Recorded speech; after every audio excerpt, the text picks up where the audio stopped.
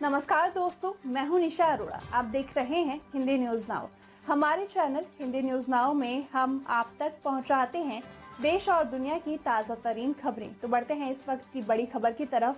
तब तक वीडियो को लाइक कर चैनल को सब्सक्राइब जरूर करें। क्या बोले बीजेपी नेता ब्रजभूषण शरण सिंह? बजरंग पूनिया और विनेश फोगाट के कांग्रेस में शामिल होने पर। हरियाणा विधानसभा चुनावों से पहले पहलवान विनेश फोगाट और बजरंग पूनिया कांग्रेस में शामिल हो गए हैं। इस पर बीजेपी के पूर्व सांसद और पूर्व AWFI प्रमुख ब्रजभूषण शरण सिंह का बयान सामने आया है। ब्रजभूषण शरण सिंह ने कहा, लगभग 2 साल पहले 18 जनवरी को इन खिलाड़ियों ने एक साजिश शुरू की थी। जिस दिन यह सब शुरू हुआ, मैंने कहा था कि यह एक राजनीतिक साजिश थी। इसमें कांग्रेस शामिल थी। दीपेंद्र हुड्डा और भूपिंदर सिंह हुड्डा भी शामिल थे। पूरी पटकथा लिखी गई। यह खिलाड़ियों का आंदोलन नहीं है। अब लगभग 2 साल बाद यह स्पष्ट हो गया है कि कांग्रेस इस नाटक में शामिल थी। ब्रजभूषण शरण सिंह ने कहा कि वो महिला पहलवान झूठ बोल रही है। जिस समय वो धरने पर बैठी थी, उस समय देश को लगा था कि इसमें कुछ सच्चाई हो सकती है। इसलिए देश को काफी लोग और विपक्षी पार्टियां उनके साथ आ गई थी,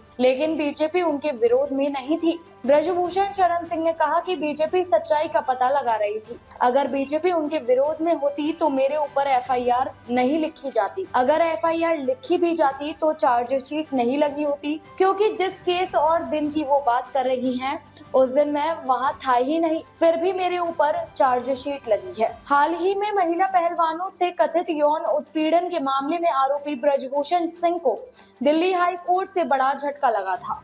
ब्रजभूषण ने उनके खिलाफ दर्ज FIR, चार्जशीट और निचली अदालत द्वारा आरोप तय करने के आदेश को रद्द करने की मांग करते हुए याचिका दायर की थी। हालांकि उन्हें दिल्ली हाई कोर्ट से फिलहाल कोई राहत नहीं मिली। दिल्ली हाई कोर्ट ने ब्रजभूषण के वकील से मामले में एक शॉर्ट नोट कोर्ट में जमा करने को कहा। याचिका पर सुनवाई के दौरान दिल्ली पुलिस ने ब्रजभूषण की याचिका की मेंटेनेबिलिटी पर सवाल उठाया।